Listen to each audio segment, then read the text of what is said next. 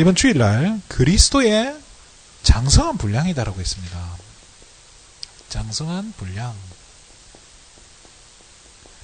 자, 여기까지 자라가야 되는데, 이렇게 자라는 걸 쉽게 말해 영적인 성장이라고 합시다. 그죠? 영적으로 자라가야 된다는 거예요. 뭐, 육신적으로는 우리가 잘 먹고, 잘 배우면 잘 자라는 거예요. 그렇잖아요. 어린아이는 잘 노는 게 잘 크는 거잖아요. 잘 놀고, 잘 먹고, 잘 싸고, 잘 자면 된다더라고요. 그거면 충분해요. 그런데, 우리 영적으로 봤을 때, 이게 뭘 가지고 우리가 자라가야 되냐는 거죠. 그래서, 이 부분이 제대로 되어지지 않으면, 어떤 수준이 되죠? 진짜 갓난아기. 그죠? 예, 좀 먹이죠. 그죠? 갓난아이. 갓 태어난 거란 말이에요. 자, 우리가 뭘로, 갓난아이란 말은 쉽게 말해 생명이 있다는 거예요. 그렇잖아요. 조금만, 저는 신기하더라고요. 이게 꼬물꼬물한데 손톱, 발톱도 다 있고 이런 거 보니까 되게 신기하더라고요. 아기가. 하나님이 어떻게 이렇게 신기하게 만들었을까? 그런데, 이 조그만 아이에게도 생명이 있다는 거예요. 자, 영적으로 봐요. 복음이 들어가면, 그죠? 복음이 심겨지니까 생명이 생기잖아요. 그죠? 예수 생명이 전달되어지는 거예요. 복음이 심겨진다는 것은. 그런데 어떻게 돼야 돼요? 이게 생명이 들어가니까 자라야 된단 말이에요. 그죠? 뭐가 필요합니까? 양분이 필요하다는 거예요. 그래서 사도 바울은 이렇게 표현하죠. 그죠? 나는 심었고 아볼로는 물을 주었다. 이런 식으로 표현을 하잖아요. 그죠? 자라게 하는 이 영향을 줬다는 거예요. 그죠? 이게 뭐겠습니까? 이게 바로 말씀이잖아요. 그죠? 하나님의 말씀으로 자라게 하는 거예요. 자라게 하시는 분은 하나님이라고 했는데요. 이게 갓난아이가 할 수 있는 뭐 말이 있습니까? 뭐 1살, 2살 돼봤자 말할 수 있는 거 별로 없어요. 제일 잘하는 게 뭐예요? 엄마, 아빠. 그러잖아요. 엄마, 아빠. 엄마. 어린아이는 그것만 말하면 다 해결돼요. 그렇죠? 자, 그런데 영적으로 어린아이가 맨날 엄마, 아빠 하는 거, 그게 뭐겠어요? 그죠? 하나님 이름만 부르는 거잖아요. 그죠? 예수 이름 부르고, 하나님 이름 부르는, 그게 어떻게 보면은 영적으로 그냥 엄마, 아빠 하는 수준인 거예요. 자, 엄마, 아빠 하는 수준이 나쁘냐? 그건 아니에요. 기도 응답 제일 빠를걸요. 그렇잖아요. 빽빽 하면 뭐 엄마 바로 쪽쪽 입에 넣어주잖아요. 우는 이유가 뻔하잖아요. 배고파서 울거나, 배고파서 엄마, 아빠하고. 뭐 이렇게 자기 워낙 그 원초적인 수준 낮은 거예요. 그러니까 영적으로 덜 자랐으니까 그런 수준이 된데, 이게 점점 자라가야 된다는 거예요. 교회들이 어떻게 보면 실수하고 있는 것 중에 하나가, 이 뭐 구원의 길 이거 하나 하면은 뭐 다 되는 것처럼 이야기해요. 이게 무슨 뭐 마스터 키인 양 이렇게 이야기하는데, 맞는 것 같지만요, 이게 자라게 하는데 과연 그게 얼만큼의 양분이 될까 저는 생각이 들어요. 의구심이 들어요. 몇 년 전에 어떤 미국에서 9살 난 아이가 영양실조로 굶어서 죽었어요. 왜 굶어서 죽었냐? 이 엄마가 모유에 대한 이렇게 맹신을 하고 있던 거예요. 모유만 먹으면 된다. 9살 난 애한테 젖만 먹인 거예요. 쉽게 말해. 그래서 걔가 어떻게 됐냐? 굶어 죽은 거예요. 젖을 아무리 그래 젖이 좋다 하지만은, 그렇잖아요. 모유에 좋은 성분이 많지만은 그것만 먹여가지고는 크는데 한계가 있는 거예요. 그렇잖아요. 짐승들도 어느 정도 젖 먹이다가 조금 크면 고기 먹이잖아요. 우리가 영적으로 맨날 젖만 줘가지고는 이게 안 되는 거예요. 물론 젖을 먹어야 되는 애들한테는 젖을 줘야 돼요. 그렇지만은 영적으로 성장할 수 있도록 계속 말씀을 심어줘 가야 된다는 거예요. 그렇게 해서 어디까지 자라가야 된다는 겁니까? 교회를 세워가야 되고, 거기에 지체 역할을 하기에 부족함 없을 만큼, 그죠? 그렇잖아요. 교회의 한 파트를 맡아서, 또 교회의 한 부분을 내가 맡아서 헌신하기에 부족함 없을 만큼 세워져 가야 된다는 거예요. 그렇게 해서 하나님이 원하시는 것, 뭐예요? 세계복음화. 세계복음하고 후대 살리는데 여기에 쓰임받게 돼야 된다는 거예요. 이걸 위해 헌신하는 것. 이게 이제 영적으로 그리스도의 장성한 분량이라는 거예요. 그러면 오늘은 그래서 영적 성장을 하려는데 저와 여러분이 영적으로 성장해 가야 된단 말이에요. 키가 있단 말이에요. 키가 뭘까요? 영적 성장의 키가 뭡니까? 자, 그럼 한번 볼게요. 먼저 그 영적 성장 이야기 하는데 공부 잘하려면 어떻게 해야 돼요? 일단 공부를 해야 공부를 잘하게 될 거 아닙니까? 공부를 안 하는데 공부가 잘 돼요. 뭐 천재나 수재들 중에 그런 애들이 간혹 있긴 하던데 적어도 저는 공부를 안 하면 안 한 만큼 점수가 안 나오더라고요. 하면 또 한 만큼 나오냐? 또 그건 아니에요. 그것도 아니더라고요. 그러니까 많이 해야 되는 애들 많이 해야 돼요. 근데 저 같은 경우는 이게 진짜 많이 해야 되는 타입인 것 같아요. 자, 그러면 어떻게 성장해 가야 됩니까? 무엇으로 성장해 가야 됩니까? 아까도 얘기했지만 다른 거 없어요. 말씀이 들어가야 되는 거예요. 무슨 말씀입니까? 복음의 말씀이 들어가야 되는 거예요. 그리스도의 말씀이요. 계속 심겨져 가야 되는 거예요. 이게 어떻게 해야 돼요? 뿌리를 내리도록 만들어야 돼요. 뿌리가 깊어져야 뭐죠? 양분을 잘 빨아들인단 말이에요. 그럼 이 말씀이 선포되어지는 것이 어디죠? 자, 교회로 말해요. 그죠? 교회 강단이에요. 자, 그러면 아까 생각했어요. 성장을 해서 교회를 세워가야 된단 말이에요. 그러면 교회를 세우는 이유는 뭐겠습니까? 누구를 위해서 교회를 세우죠? 자, 우리가 그죠? 교회를 세워가야 되는데 그리스도의 교회를 세워가야 되는데 누구를 위해서 교회를 세우냐는 말이에요. 바로 교회 강단을 통해서 말씀을 들을 나를 위해서 세우는 거예요. 그러니까 내가 살기 위해서 교회를 세워가야 되는 거예요. 그러니까 이게 어떻게 보면 순환 구조예요. 말씀을 들어야 되는데 교회가 없으면 말씀을 들을 수가 없어. 그래서 교회를 세워가야 돼요. 또 교회를 세워서 또 말씀을 내가 받아야 되고, 그렇잖아요. 그렇게 해서 교회를 더 든든하게 세워가고, 이게 이런 순환 구조가 이루어져야 되는데, 그래서 이 강단이 중요한 거예요. 내가 살려면, 여러분이 진짜 살려면 교회를 세워가야 돼요. 그렇게 해서 우리는 말씀을 받고 더 말씀에 뿌리 내릴 수 있는 거예요. 에스겔 47장이죠, 그죠? 잘, 지난번에도 이거 가지고 말씀을 나눴잖아요. 이 보좌에서 나오는 이 말씀이, 그죠? 잠겨버려야 되는 거예요. 이 말씀에 나를 맡겨버려야 된다는 거예요. 말씀의 흐름 따라서 가야 된다는 거예요. 그렇게 해서 이 말씀 가지고 뭘 해야 됩니까? 영적 싸움 해야 돼요. 자, 말씀을 받았으면 그 말씀을 우리 써먹어야 이게 뭐죠?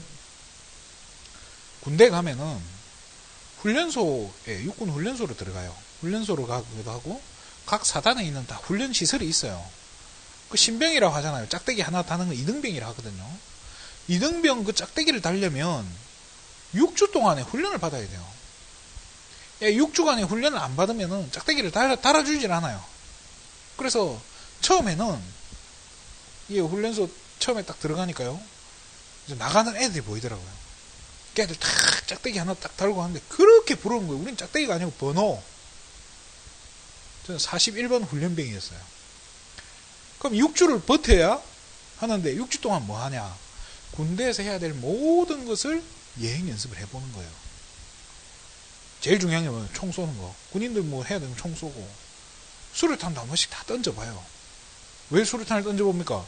막상 싸워야 되는데 수류탄 던질 줄 모르면 어떻게 됩니까? 안 되는 거예요. 그래서 수류탄을 던지는 법을 배워야 되고요. 그리고 막 견뎌내야 되니까 행군도 하고. 그게 끝나면 거기 끝이 아니에요. 특수한 훈련을 또 받는 병사들이 있어요. 저 같은 경우는 6주간 훈련이 끝나고 나서 또 2주간 그 대전에 가서 또 다른 훈련을 받았었어요. 그거를 받고 이제 자대를 가야 사랑구실을 하는 거예요. 쉽게 말해 이등병으로서의 값어치를 할 수가 있는 거예요. 이런 거 하나도 안 배워서 군대 들어가 봐요. 진짜 고문관이 되는 거야. 맞아 죽는 거예요. 그러면 우리가 말해서 총을 쏠 줄 알아야 군인 노릇을 할 거 아닙니까? 말씀을 가지고 있으면 뭐합니까? 군대 가면 총 다 줘요. 자기 총 줘요. 자기 총번도 외워야 되고, 이 총은 절대로 남한테 주면 안 돼요. 총 잊어먹었다 발칵 뒤집혀요. 부대가. 그럴 리가 생기면 안 돼요. 그런데 에베소서 6장 17절에 말씀이 뭐라고 이야기하냐면요, 검이다 라고 얘기해요. 칼, 말씀이. 그렇잖아요. 그래서 히브리서 4장 12절에도 하나님의 말씀은 살았고 활력이 있어 좌우에 날선 어떠한 검보다도 예리하다는 거예요. 이게 검처럼 뭐예요? 무기잖아요. 요즘 쉽게 말해 군인 총이랑 똑같은 거예요. 쏴봐야 쏠 줄 알아야 쓸 거 아닙니까? 칼도 칼질을 할 줄 알아야, 휘두를 줄 알아야 되는 거예요.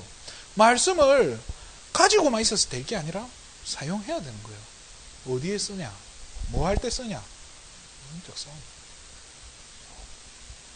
사단의 권세를 꺾어버릴 때, 사단의 나라를 그죠? 소멸시킬 때, 그렇잖아요. 그때 우리가 쓰는 거예요. 그래서 영적 싸움 할 만큼 말씀에 뿌리가 내려져야 되는 거예요.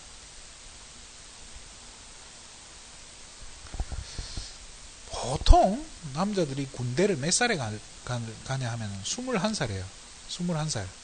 20살 때는 정신 없어요. 그냥 그저 대학 가가지고 그저 뭐 여자들 꽁무니만 쫓아다니다가 1년이 금방 가버려요. 정신없이 가는데 그 정신 언제 정신이 드냐? 노란색 군대 영장이 딱 우리 집에 도착할 때 그때 정신이 번쩍 드는 거예요. 피할 수 없는 게 온단 말이에요. 그때가 21살. 21살이 어떤 시기입니까? 여러분들의 21살이 어떤 때였습니까? 제일 꽃다울 때 아닙니까? 제일 건강하고 제일 괜찮을 때, 그렇잖아요. 제일 기운이 있을 때, 넘칠 때가 21살이에요. 그때 군대를 간다니까요. 그러니까 가장 어떻게 보면 건강하지 않으면요, 영적으로 건강하지 않으면 영적 싸움 못 하는 거예요. 그렇잖아요. 그럼 내 나이는 50대, 60대지만 영적으로는 몇 살 돼야 됩니까? 그렇죠. 20대 돼야 되는 거예요. 아이고 이제 와가지고 뭐 되겠습니까? 우리 사모가 이제 저보다 나이가 많아요. 그래서 제가 결혼 전에 이제 저한테 이제 병원에 갔다 왔나 봐요. 산부인과를 갔다 왔더니 검사를 받고 하더니 그 산부인과 의사가 뭐 검사도 안 하고 나이 딱 들어보더니 그냥 하는 말이, 남편 될 분 데리고 뿌링 클리닉부터 가세요 이런 거예요. 그 충격 받아가지고 저한테 온 거예요. 그러니까 막 우는 거예요. 어떡하냐고. 그래서 제가 얘기했어요. 뭘 그런 걸 걱정하냐고. 자녀를 주시는 분은 하나님이다. 그렇잖아요. 태의 열매는 여호와의 상급이다라고 얘기했어요. 그러면서 제가 얘기했어요. 우리의 겉사람은 낡아지지만 우리의 속사람은 날마다 새로워진다. 걱정하지 마라. 영적으로 우리는요, 여러분이 얼굴 피부 나이는 속일 수 없겠지만은 영적인 나이는 그죠? 가장 꽃다운 나이를 유지해야 돼요. 할 수 있다니까요. 우리 정홍란 선생님 아시겠죠? 영적으로 꽃다운 나이 유지하셔야 돼요. 자, 그래서 그러면 왜 이렇게 성경 말씀에 뿌리를 내려야 됩니까? 자, 뿌리 내린 만큼, 그죠? 뿌리 내린 만큼 뭐가요? 깨달음이 오는 거예요. 배운 만큼 들리고요. 우리가 본 만큼 이게 그게 되는 거예요. 제가 지금도 초등학교 2학년 때 저는 이 교과서를 진짜 자연 시간 있잖아요. 지금은 이제 과학이죠, 그죠? 그 시간이 너무 재밌더라고요. 거기 하는 실험들. 한 번은 우리가 사진으로 하는 감광지라고 하죠. 그게 이제 빛을 쐬면 색깔이 어두워져요. 근데 그 위에 그림자 만들 수 있는 그거 하면은 그걸로 모양이 만들어진단 말이에요. 제가 그거를 몇 달 전부터, 그 수업 들어가기 몇 달 전부터 혼자서 문구점에 가서 그걸 사가지고 너무 재밌는 거예요, 그거를. 그래서 이제 딱 2번인가 해보니까 완벽하게 할 수 있겠더라고요. 실제로 이제 그 선생님이 가져오라 한 거예요. 그 실험을 하는 날이 됐어요. 그 날이 약간 날이 흐렸어요. 근데 저는 요령이 있잖아요. 어떻게 하면 이걸 잘할 수 있는데. 선생님이 제 거 가져와가지고 애들한테 보여줬어요. 저보고 설명해라고. 어떻게 이렇게 잘할 수 있냐. 제가 속으로 저는 해봤으니까. 이렇게 말 못하잖아요. 근데 뭐 설명을 하려니까 그때 제가 말을 잘 못했어요. 우물쭈물하니까 그냥 들어가라 하더라고요. 제일 깨끗하게 가장 선명하게 제가 봐도 딴 애들은 너무 흐릿한 거예요. 어떻게 저렇게 하지? 왜 저거밖에 안 되지? 근데 저는 껌인 거예요. 쉽게 말해. 왜 그렇겠습니까? 해봤으니까. 요령을 알아버렸으니까. 그게 뭐예요? 저와 여러분이요, 말씀을 이 뿌리 내리고 이게 하다 보면요, 그만큼 깨달아지고 들리는 게 달라지는 거예요. 적용되는 것도 달라지는 거예요. 오늘 본문이 굉장히 어려운 말씀 중에 하나인데요. 이 바울이 지금 11절에 보면 이런 얘기를 멜기세덱에 관해서 내가 지금 할 말도 많은데 너희가 뭐라고 하죠? 듣는 게 둔하다 지금 이야기하고 있어요. 그러면 이 멜기세덱은 누굽니까? 멜기세덱이 누구라고 배웠죠? 자, 창세기 14장에 보면요. 창세기 14장에 보면 소돔과 고모라를 격파하고 온 이 아브라함 앞에 어디서 온지도 몰라요. 그리고 사라져 버려요. 한 번 딱 등장해요. 이 멜기세덱이 나타나서 이 아브라함한테 뭘 주냐 하면은 떡과 포도주를 줘요. 떡과 포도주를 주고 또 아브라함을 축복을 해주고 가요. 그 아브라함은 이 멜기세덱에게 뭘 주나요? 11조를 줘요. 희한해요. 자, 그렇게 하는데 이 멜기세덱은 성경에 뭐라고 설명하고 있냐? 지극히 높으신 하나님의 제사장이다 라고 얘기해요. 그때 당시에 제사장이 어디 있었어요? 레위기부터 이게 시작되는데, 자, 이 멜기세덱이 이 지금 바울이 설명하는데 뭐라고 하죠? 이 멜기세덱 설명할 건 내가 지금 할 말이 많은데 너희가 듣는 게 둔함으로, 그죠? 설명하기가 어렵다라고 얘기해요. 이게 지금 설명을, 왜냐? 이게 설명하려니까 영적인 눈이 열려야 이게 이해가 되는 거예요. 왜 그럴까요? 이 멜기세덱은 누구를 상징하는 거예요? 떡과 포도주를 가지고 왔어요. 그죠? 이 멜기세덱이 어디 왕이라고 나오죠? 살렘 왕이라고 나와요. 살렘이란 지역이 그 언제 있었냐? 몰라요. 근데 학자들은 어떻게 해석하냐? 예루살렘 왕 누구냐는 거예요. 예수 그리스도라는 거예요. 이 멜기세덱이. 그래서 여기 보면 뭐 멜기세덱의 반차 이런 표현 하는데요. 저는 반차가 뭔가 싶고 뭐 월차, 연차, 이 그런 건가? 그래, 그게 아니라 그 반차라는 말은 같은 등급 뭐 그런 걸 이야기해요. 같은 신분 그렇게 생각해요. 멜기세덱과 같은 신분이라고 하면서 뭐죠? 제사장 대신 그리스도를 좀 설명하는 거예요. 바울이. 근데 이거를 설명할 때 막 이야기하면서 너희들이 듣는 것이 둔해서 이거를 내가 설명을 못하겠다고 하는 거예요. 바울이. 그래서 진짜 중요한 게요. 이게 우리가 뿌리를 내린 만큼 깨달아지는데 우리가 말씀을 이렇게 듣다가 보면은 그런 거 있잖아요. 이 말씀은 우리 남편한테 꼭 필요한 말씀인데 이 말씀은 우리 어머니한테 딱 맞는 말씀인데 우리 자녀들한테 다 맞는 말씀인데 자기한테는 적용 안 시키고 남한테는 다 칼같이 적용 또 그게 잘 돼요. 그렇게. 저도 가끔은 사모한테 그렇게 할 때가 있는데 자 그런 이야기 하죠. 이 말씀이요 상황 따라 그리고 또 시간표 따라 대상 따라 사실은요 이 적용되어지는 게 다른 거예요. 강단에서 말씀이 나와요.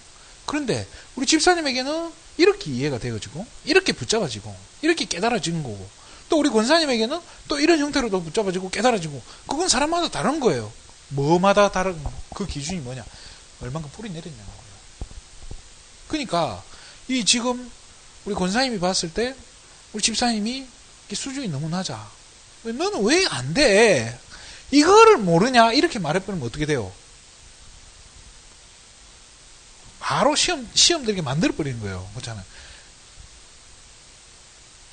자기 수준도 잘 모르면서, 그죠? 남의 수준만 평가하면, 왜 안 돼? 이걸 못 깨닫냐? 아유, 참나. 교회는 뭐 이런 식으로 나오면 안 되는 거예요. 사람마다 다른 거예요. 깨달아지는 것도요. 자, 그래서 너희들이 둔하니까 12절에는 지금 바울이 희한한 소리를 해요. 단단한 음식은 지금 니들은 먹을 수도 없다. 그리고 마땅히 너희들이 지금 때가 오래되었다라고 얘기해요. 때가 오래된 게 무슨 의미일까요? 지금 생명 얻고 구원받은 지가 오래됐는데 10년, 20년 동안 신앙생활 해놓고 이때쯤 됐으면 니들이 뭐가 돼야 되는가? 마땅히 선생이 되었어야 되는데 너희가 다시 하나님의 말씀의 초보에 대하여 쉽게 말해 기초 메시지에 대해서 누구에게서 가르침을 받아야 될 처지다 이러고 있어요. 니들 다시 새가족방 가야 되겠냐? 신앙생활 그렇게 오래 다 했는데 이거를 지금 못 알아듣고 앉아있냐? 이 수준인 게. 자, 그러면서 단단한 음식은 먹지도 못하고 젖이나 먹어야 될 자가 되었다라고 해요. 말씀의 초보다.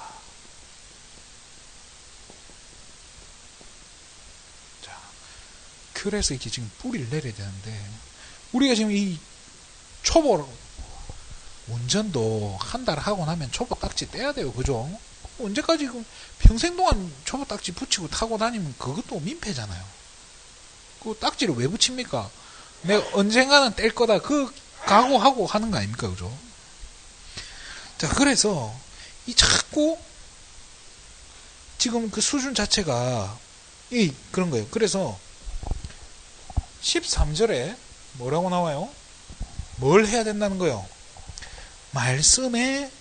하나님의 말씀을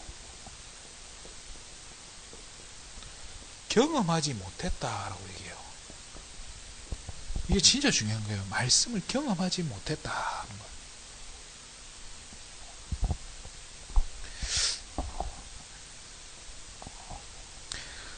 그 야구선수 박찬호 아시죠? 그죠? 박찬호 야구선수 아시죠? 코리안 특급이라고 하잖아요. 이 박찬호가 아무튼 그 야구에서 금메달을 따가지고 군대를 안 갔어요. 면제를 받았어요. 군대를 면제받으면 면제받았다고 해서 아예 군사훈련을 안 받는 거 아니에요. 4주 동안에 그 교육을 받아야 돼요. 예. 그거는 그러니까 대한민국 남자라면 다 받아야 돼. 누구라도 피할 수 없어. 근데 박찬호가 이 교육을 받은 거예요. 자, 근데 그게 군생활을 경험한 거예요? 아니잖아요. 요만큼도 안 했잖아요. 그런데 몇 년 전에 그 군대 체험하는 프로그램이 나오더라고요. 연예인들 군대에 가가지고 막 훈련하는 거 막 하는, 거기에 막 장혁도 나오고 막 아무튼 희한한 배우들 다 나오는데 박찬호가 들어간 거예요. 근데 제일 아는 척 하는 사람이 누구냐? 박찬호인 거예요. 보고 있었는데 너무 웃긴 거예요. 이게 지금 전 속으로 딴 애들이 훨씬 잘하겠다. 쥐뿔도 모르는 게 4주 겨우 군사훈련 받고 온 주제에 다 아는 척 하는 게 너무 우스운 거예요. 자기 뭐 어떻게 해야 된다면서. 전 박찬호가 그렇게 말 많은 사람인지 몰랐어요. 말도 많고요. 과연 제대로 박찬호가 군대를 경험했겠어요? 아닐 거예요. 그 말만 많은 거예요. 쉽게 말해 말씀도 모르는데 이게 말씀의 맛을 체험도 못했는데 못하니까 말씀은 없는데 말씀은 초보인데 그러니까 뭐만 많아지죠? 말만 많아지는 거예요. 말만 많아지는 거예요. 그러니까 교회 안에 말들이 많아지는 이유 중에 하나가 이게 뿌리가 안 내려지니까. 그렇잖아요. 사실은요. 문제가 오면 이게 지금 기준이 뭐가 돼야 됩니까? 판단의 기준이 뭐가 돼야 됩니까? 자, 그게 지금 오늘 14절에 또 이야기하는 거예요. 그래서 단단한 음식은 장성한 자의 것이다 라고 얘기하면서요. 자, 14절에 뭐라고 하냐? 그들은 지각을 사용함으로 연단을 받아서 연단이란 단어가 나오고 선악을 구별한다라고 했어요. 저는 이 선악을 구별한다 해서 무슨 선악과하고 관계되어 있냐? 그게 아니라 한번 상식적으로 생각해 보세요. 진짜 문제가 생겼을 때 우리가 어제도 제가 저희 부모님 만났는데 부모님이 한다는 소리가 뭐 사모가 어떻고 저떻고 뭐 그런 이야기들 하는 거예요. 사모가 복장이 어떻고 뭐 누가 이혼을 했니 어떻게 그럴 수가 있냐 막 이런 식의 이야기를 하는 거예요. 그럼 그 기준이 뭐겠어요? 제가 듣고 있는데 어이가 없는 거예요. 이거는 율법도 아니고 유교 장로가 유교 신자 장로인지는 모르겠는데 그렇잖아요. 기준이 뭐가 돼야 돼요? 판단의 기준, 선악을 구별, 선악이라 여기서 이제 선악을 구별한다는 말이 쉽게 말해 판단한다는 거예요.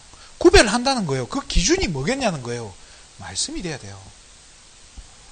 그래서 말씀이 뿌리 내려지고 그렇죠? 이 말씀의 초보를 벗어나게 되면서 뭐죠? 말씀을 가지고 판단도 되어지고 이렇게 어떤 행동에 대한 부분들 우리가 해야 되는 부분들 정리가 되어져야 돼요. 이게 지금 안 되다 보니까 한국의 청년들, 청소년들이요 너무너무 혼란스러운 거예요. 부모들은 하지 말라는 게 너무 많아.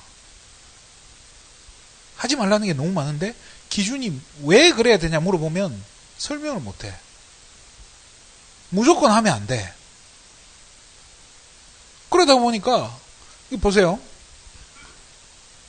이혼하면 됩니까? 안 됩니까? 돼요? 안 돼요?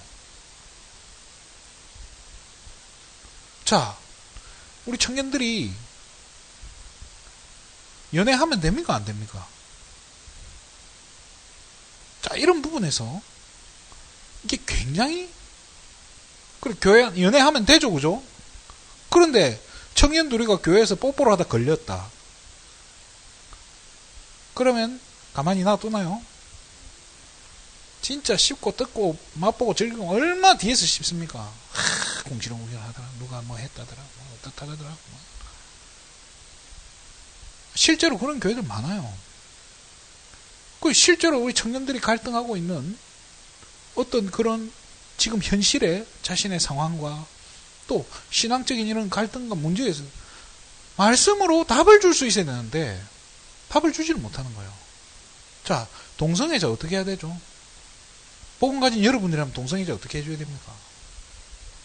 트랜스젠더가 있다. 어떻게 해야 됩니까? 영접시켜야 되고 복음주의. 자, 트랜스젠더는 어디로 가야 됩니까? 그렇죠. 교회 와야 돼요. 그 트랜스젠더 어디 보낼 겁니까? 절에 보내서 뭐 치유받으라 할 겁니까? 병원 보낼 거예요? 또 수술까지 한 트랜스젠더가 있다고 생각해 보세요. 그럼 어디로 보내야 됩니까? 교회 와야 돼요. 누구라도. 교회 와서 뭐 해야 됩니까? 진짜 말씀 들어야 돼요. 왜? 말씀을 통해서 내가 지금 정상인지 아닌지가 판단이 돼야 되는 거예요. 이게요. 네가 어떻게 하나님 자녀가 돼가지고 네가 이런 걸 하냐? 이거는요. 죽이는 거라니까요. 아까도 얘기했잖아요. 그렇게 교회를 그렇게 오래 다녔는데도 이것도 못 깨닫냐? 이런 거랑 다를 게 없는 거예요. 살려야 되잖아요. 살리지는 못하고 막 그런 수준이 돼서 안 된다는 거예요. 그러니까 그런 사람들 어디로 와야 돼요? 결국 교회 와서 진짜 트랜스젠더라고 생각해 보세요. 이 사람이 어떻게 보면 이 사람 아니면 또 다른 트랜스젠더한테 복음, 우리 집사님이 복음 전해야 된다 했는데 복음 주면 그런 사람들이 제대로 듣겠어요? 그렇잖아요. 본인이 겪고 있는 속의 내면의 갈등들 이해도 못해요. 그렇잖아요. 같은 사람만이 공감대가 다르다니까요. 그 사람들대로 하나님이 쓰실 거예요. 어쨌든 어디 와서 살려야 되는 거예요? 교회 와서 살려야 돼요. 그런데 우리 이런 부분에 대해서요, 무조건 안 되는 게 많아요. 담배 왜 안 됩니까? 교회에서 담배를 왜 피면 안 되죠?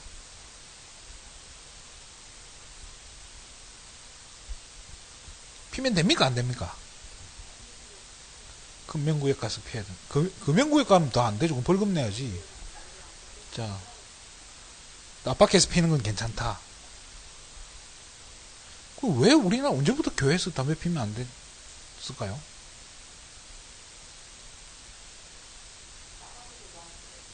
그렇죠. 많이 피죠.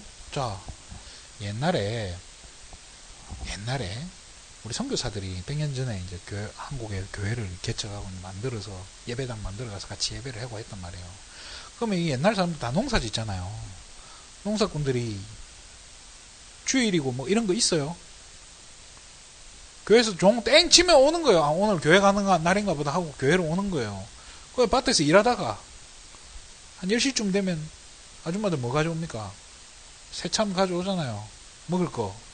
거기에 뭐 들어있습니까? 맛있는 음료수, 시원한 막걸리. 그거 한 잔 마시고 또 힘내서 막 일해야 되는데 한 잔 마시고 이제 오늘 교회 왔네. 교회 얼굴이 벌거이 내가 앉아 있는 거예요. 예배 드리겠다고 와 있는 거를 그 예배가 되겠어요, 제대로? 거기다가 도착하자마자 원방대 꺼내가지고 거기 담배 불 붙여가지고 뻑뻑 피고 있으니까 이게 지금 선교사가 이게 보니까 예배가 안 되는 거야. 그래서 정한 거예요. 교회에서는 그렇게 하지 말고 이렇게. 그래서 예배가 될 수 있게.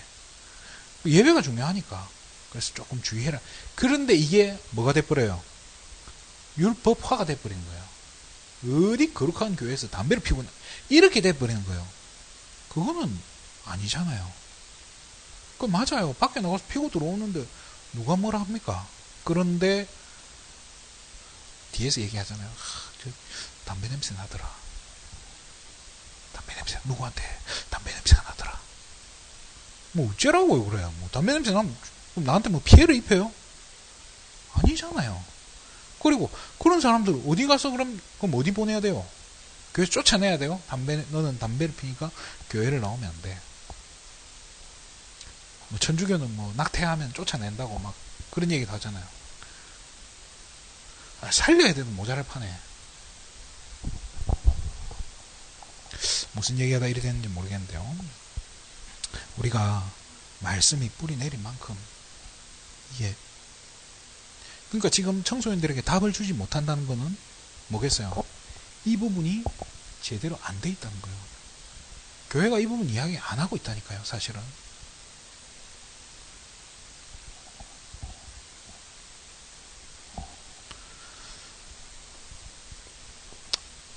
그럼 아까 이제 연단이란 말이 나왔잖아요. 어떻게 돼야죠? 더욱 단단하게 돼야 돼요. 그죠? 무엇으로 더욱 단단하게 됩니까? 자, 한번 볼게요.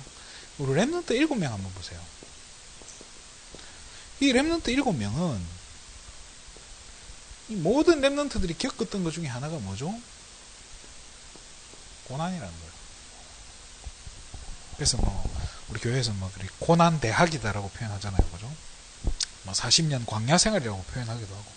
고난 없이 뭐 이렇게 잘 풀린 랩런트가 별로 없어요. 위기가 없었던 랩런트 없을걸요. 히브리서 11장 사람들, 그죠? 이 사람들이 어느 정도 단단했냐, 그죠? 히브리서 11장 38절에 세상이 감당을 못할 만큼, 그죠? 도저히 세상이 포기할 만큼 그렇게 누가 그러더라고요.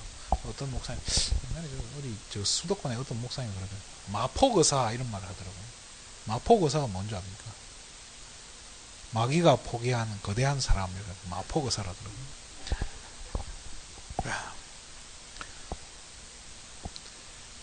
지금 우리가 주일 오후 때마다 하고 있는 에스라, 그죠?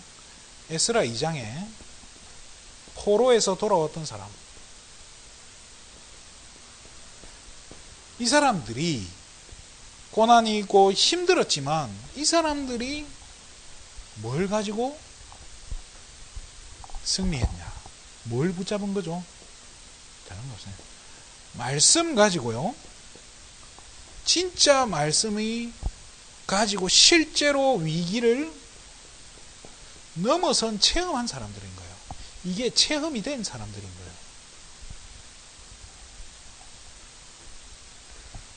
이 사람은 이 맛을 봐야 되는데 이게 지금 오늘 본문 13절에 보면 의의 말씀을 경험하지 못했다는 거예요.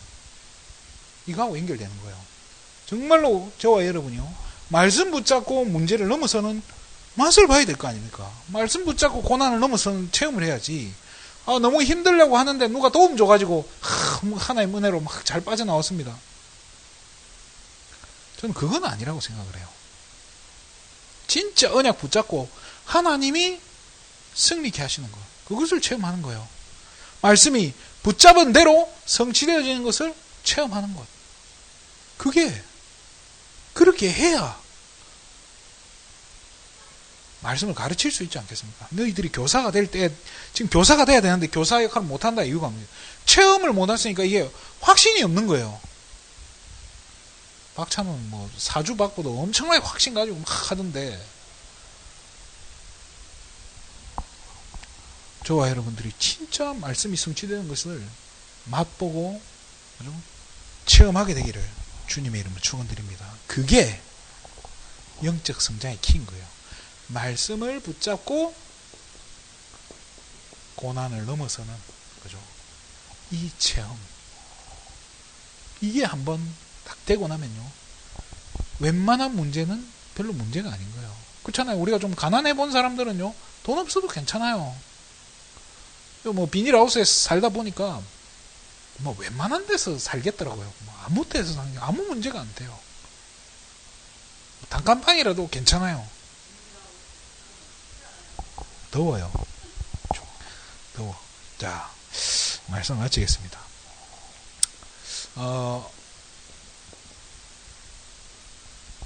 요즘도 가끔 TV에 나오죠, 그죠? 아이들이 부모님들 운전하는 거 보고 그대로 따라 해가지고 몇 킬로로 운전해 갔다, 뭐 그런 거 가끔 뉴스에 나오죠, 그죠? 요즘 옛날처럼 스틱이 아니니까 오토잖아요. 그냥 뭐 기어 넣으면 바로 가니까 뭐 핸들 조작하는 거 뭐 어렵겠어요? 가는 거예요. 뭐 애들은 좀 관찰력 있는 애들은요, 언제 서고 언제 가는 것도 알 거예요. 신호등 보면 서고 막 이런 거 타이밍 할 거란 말이에요. 그러니까 어떤 애들은 막 사고 안 내고 몇 킬로를 달리고, 물론 그 끝은 어디죠? 전봇대 들이받고 뭐 나무에 들이받아 끝이 나죠, 그죠? 사고가 난단 말이에요. 어린아이한테 운전 안 맡겨요. 언제부터? 그러면 한 10살쯤 되면 운전을 잘한다 칩시다. 하도 운전을 잘해요. 그렇다 해서 그 10살 애한테 면허증을 주나요? 안 줘요, 그죠? 나이가 돼야 주는 거예요. 면허 딸 나이가 되면 운전 가서 면허를 따오면 돼요. 제가 아는 형은 고등학교 때부터 맨날 오토바이를 타고 다니는 거예요. 고등학생인데 오토바이 타지. 자기 엄마 그 소나타2 차키 몰래 가져가가지고 다 타고 오다가 어디 다 찍어 먹고 백미러 분지를 먹고 이렇게 갖다 놓고, 자주 그러더니 나이 되자마자 바로 제일 먼저 한 게 뭐냐, 면허증 따고 오더라고요. 자, 이 나이가 돼야 되는데요, 결국 뭘 이야기합니까? 시간표를 이야기하는 거예요. 자, 저와 여러분들이 세 가지 시간표를 봐야 되는데요, 나의 시간표를 봐야 돼요. 저와 여러분 자신의 시간표가 점검이 되고 체크가 돼야 되는 거예요. 그래서 이 시간표를요, 뭘로 지금 준비를 하냐? 강단 말씀입니다. 그리고 본부의 말씀으로, 그죠? 또 훈련의 말씀으로, 그죠? 이걸 가지고 내 시간표를 체크를 하는 거예요. 그러면서 교회의 시간표. 자, 교회가 어떤 목회자가 자기 교회에 부흥 안 되기를 바라겠어요? 우리 교회 망했으면 좋겠다 하는 목사는 아무도 없을 거예요. 그럼 저는 이 교회가 망했으면 좋겠다 생각하시는 것 같습니까? 아니잖아요. 잘 돼야 될 거 아닙니까? 교회가 플랫폼의 역할을 해야 되고 세 가지 뜰이 있어야 되는데, 이게 준비된 개인이 두세 사람이 모인 그곳이 교회라고 했는데, 준비된 성도들이 영적으로 제대로 성장되어졌을 때 그건 따라오는 거예요. 그렇잖아요. 그러면 교회 시간표는 결국엔 뭐냐? 교회가 플랫폼에 역할을 할 수 있는 시간표가 뭐겠냐? 세 가지 뜰이 준비되는 거예요. 여기서 말하는 것은 장소를 의미하는 게 아니에요. 사람일 수도 있어요. 무슨 뜰이 사람입니까?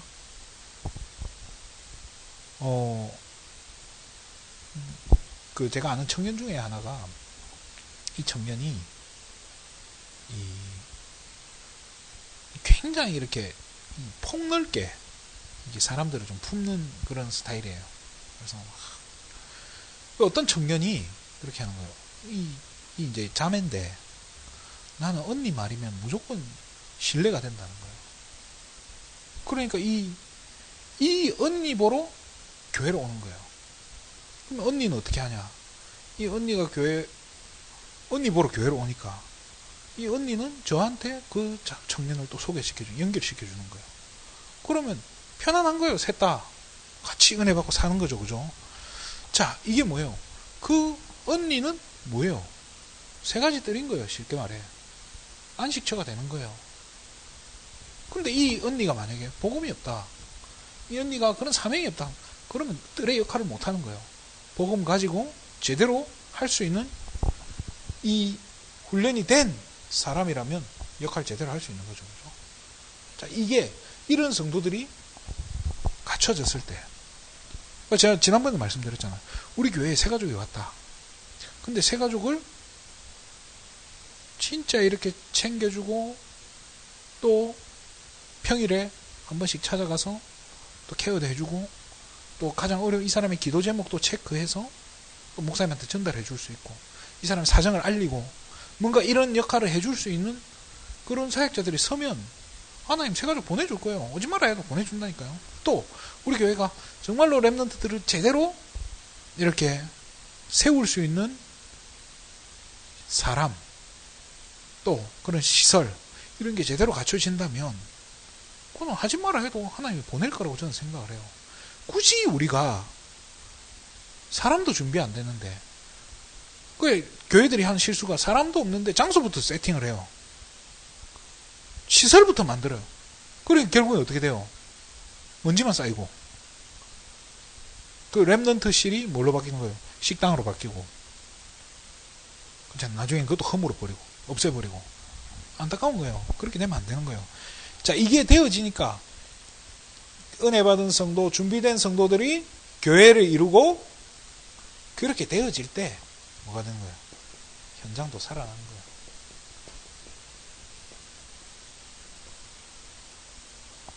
그 성에 큰 기쁨이 있더라. 이게 뭐 때문에 그리 되겠어요? 자, 세계복음화가 진짜 막 모든 사람이 막 하나님 앞에 무릎 꿇고 그거 아니잖아요. 저와 여러분이 있는 이 지역부터 살아나는 게 그게 세계복음 아닙니까? 그거를 준비하는 거. 뭐부터요? 나 자신부터요, 사실은. 그래서 저와 여러분이 진짜 영적으로 성장되어지는 거. 뭘로 되어져야 됩니까? 말씀 가지고요. 문제 사건은 계속 오는 거예요.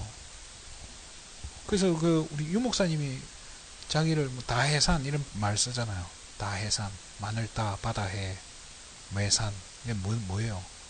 문제는 너무 많다는 거예요. 바다처럼, 산처럼 문제가, 산 넘어 산이고, 바다처럼 문제가 계속 몰려오는데, 파도처럼 계속 몰려오는데, 그게 문제가 아닌 거예요. 그 문제를 넘어서는 거예요. 서지 않으면 안 되는 거예요, 그분은. 그만큼 문제가 많이 오는데도 편안한 거예요. 그걸 품어버리는 거죠. 오히려 뭐 해납 백천 이런 말 하잖아요. 바다는 모든 물을 100개의 강을 수용할 수 있다고. 그러니까 문제가 와도 괜찮은 거예요. 저와 여러분이 진짜 말씀 제대로 붙잡고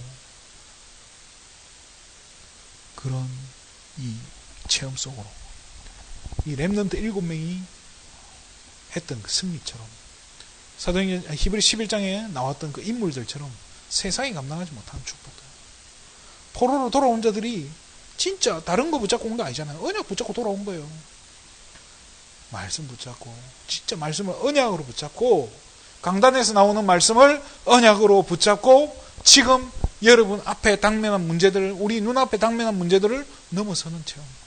하나님께서 그것을 넘어서도록 인도해 가시는 그 맛을 보는 체험.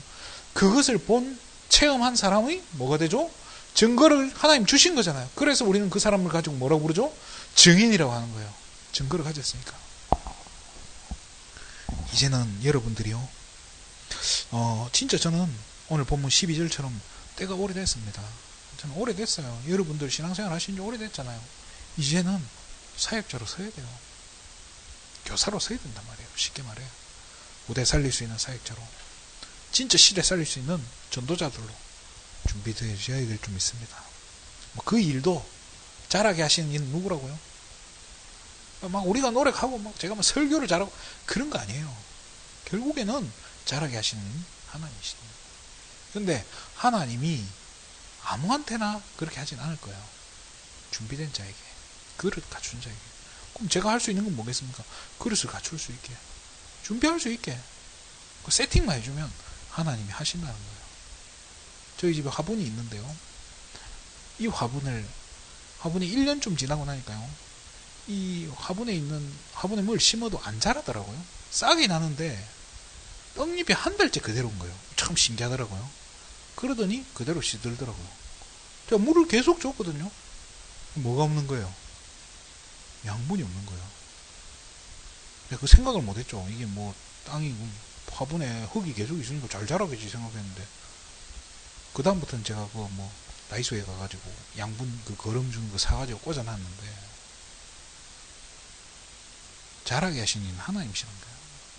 우리가 막 할 수 있는 한계가 있지만은 하나님이 자라게 하시면요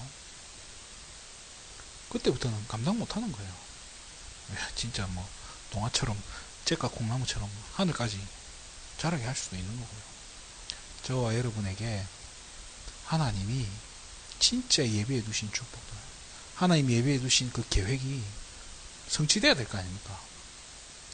거기에 주역으로 진짜 문제를 넘어서는 응답의 주역으로 서게 되기를 주님의 이름으로 축원드립니다. 기도하겠습니다. 하나님 참으로 감사를 드립니다. 수많은 문제들이 우리 눈앞에 있고 우리를 어렵게 만들지만은 진짜 우리 안에 있는 우리에게 주신 이 예수 생명 가지고 또 우리에게 주신 강단의 말씀을 붙잡고 우리가 지금까지 들었던 또 훈련받았던 그 말씀들 우리 영혼 깊은 곳에 각인되어진 언약의 말씀들 붙잡고 히브리서 11장 증인들처럼 정말로 세상이 감당할 수 없을 만큼의 증거를 가진 말씀의 능력을 체험한 증인으로 오늘 이 시간 우리 귀한 예수 생명 가족 한 사람 한 사람을 세워 주시옵소서. 문제를 보는 것이 아닌 그래서 이 영안이 열려서 문제 속에 감추어진 하나님의 절대 계획과 하나님의 큰 축복들을 볼 수 있도록 예수 생명 가족들 한 분 한 분에게 오늘 시간 성령으로 충만케 하여 주시옵소서. 모든 영광을 하나님께 돌립니다. 그리스도 대신 예수님의 이름으로 기도드립니다. 아멘.